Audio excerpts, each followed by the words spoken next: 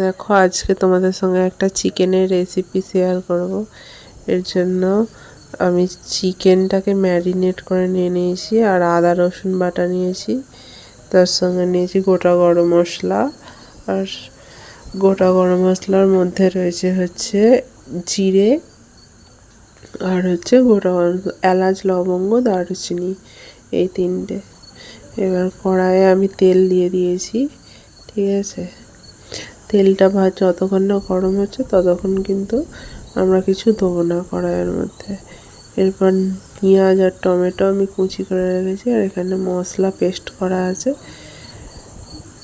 এবার এইগুলো একটা একটা করে কড়াইয়ের মধ্যে দিতে থাকবো। প্রথমে আমি দিয়ে দেবো পেঁয়াজটা। কড়াইয়ের তেলটা গরম হওয়া অবধি আমাদের ওয়েট করতে হবে। কড়াইয়ের তেলটা একটু গরম হয়ে গেলে তারপর পেঁয়াজ দেবো আমরা। তো প্রথমে কড়াইয়ের মধ্যে একটু নুন দিয়ে দিলাম। তোমাদেরকে আজকে বলবো কিছু কিছু টিপস। তো নুনটা তেলের উপর দিয়ে তারপর দিলাম পেঁয়াজ। নুন দিলে কি হয় জানো, পেঁয়াজটা তাড়াতাড়ি ভাজা হয়ে যায়, এই জন্যেই নুনটা দেওয়া।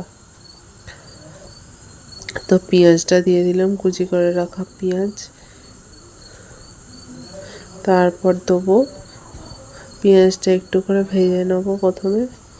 তারপর যে একটু লাল লাল মতো হয়ে আসবে, তারপর বাকি উপকরণগুলো আমরা একটা করে একটার পর একটা দিতে থাকবো। পেঁয়াজটা কিন্তু আমাদের ভালো করে ভেজে নিতে হবে প্রথমে, লাল লাল করে। নুন দেওয়ার কারণে পেঁয়াজটা কিন্তু তাড়াতাড়ি সেদ্ধ হয়ে যাবে, তাড়াতাড়ি ভাজা হয়ে যাবে। তারপর আমরা দিয়ে দিচ্ছি পেঁয়াজের সঙ্গে একটু চিনি।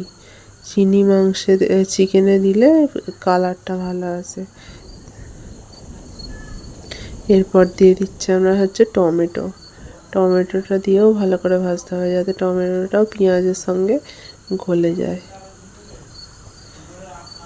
তারপর আমরা দেবো হচ্ছে আদা রসুনের বাটা। এখানে একসঙ্গে আদা রসুনটা আমি বেটে নিয়েছিলাম।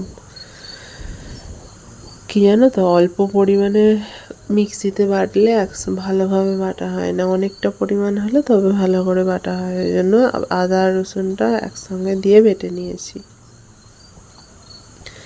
এবার আদা রসুনটাকে ভালো করে ভাজতে হবে, যতক্ষণ না আদা রসুনের কাঁচা গন্ধটা চলে যাচ্ছে ততক্ষণ পর্যন্ত কিন্তু আমাদের নেড়ে চেড়ে ভালো করে ভাজতে হবে, নাহলে কিন্তু একটা বিচ্ছিরি গন্ধ ছাড়বে। কাঁচা রসুনের একটা বিচ্ছিরি গন্ধ ছাড়বে। তো এবার ভেজে নেওয়া হয়ে গেলে এর মধ্যে এবার আমরা দেবো, এটা হচ্ছে গোটা জিরে, গোটা ধনে, শুকনো লঙ্কা পেস্ট করে রেখেছি একসঙ্গে, সেইটাই আমরা দিয়ে দিচ্ছি। আসলে আমাদের বাড়িতে কাঁচা লঙ্কা শুকনো লঙ্কা খাওয়া হয়, গুঁড়ো লঙ্কা খাওয়া হয় না। ওই জন্যই দেয়া শুকনো লঙ্কাটা, যাতে কালারটাও ভালো আসে, ঝালও হয়।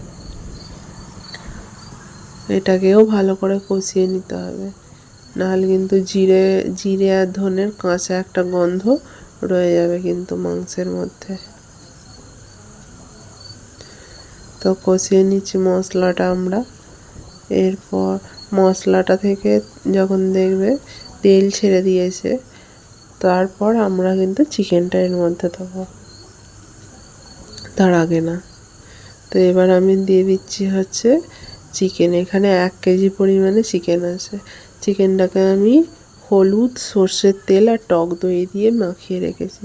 তো তোমরা টক দই না দিলে শুধু হলুদ আর সর্ষের তেল দিয়ে মাখিয়ে রাখবে, দেখবে চিকেনের যে একটা বিচ্ছিরি গন্ধ থাকে সেই গন্ধটা আর ছাড়বে না। এটা কিন্তু একটা রান্নার একটা টিপস। তোমরা আমার চ্যানেলের সাথে থাকো, এরকম আরও ছোট ছোট টিপস কিন্তু তোমরা পেতে থাকবে। তো মাংসটাকে ভালো করে কষিয়ে নিচ্ছি আমি। দেখো, পুরোটা তো আর দেখানো সবসময় সম্ভব হয় না, ভিডিওটা অনেক বড় হয়ে যাবে, তাই একটু কেটে কেটে দেখাচ্ছি। মাংসটা কিন্তু কষাচ্ছি ভালো করে, হ্যাঁ, যতক্ষণ না পর্যন্ত মাংসের তেলটা বেরোচ্ছে। আর এমনিতে তোমাদেরকে কষানোর সময় কোনো জল আগে থেকে অ্যাড করবে না, মাংসের থেকেই কিন্তু অনেকটা পরিমাণ জল বেরোবে। সেই জলটা যতক্ষণ না পুরোটা শুকোচ্ছে ততক্ষণ অবধি কিন্তু আমরা জল দেবো না। আর পাশের কড়াইয়ে আমি আলু ভেজে নেবো, সেই জন্য তেল দিয়ে দিয়েছি। এবার দেখো এতে আলুটা ভেজে নেবো। আর এদিকে দেখো মাংসে কিন্তু তেল বেরিয়ে গেছে। তারপর আমরা দিচ্ছি এখানে গরম জল। আমি আগে থেকেই জলটা গরম করে রেখেছিলাম। তো গরম জল দিলে কি হয়, মাংসের টেস্ট বাড়ে। তোমরা আমার পদ্ধতিতে একবার মাংস রান্না করে দেখতে পারো, অবশ্যই ভালো লাগবে। এবার আমরা ভেজে রাখা আলুগুলো দিয়ে দিচ্ছি, দিয়ে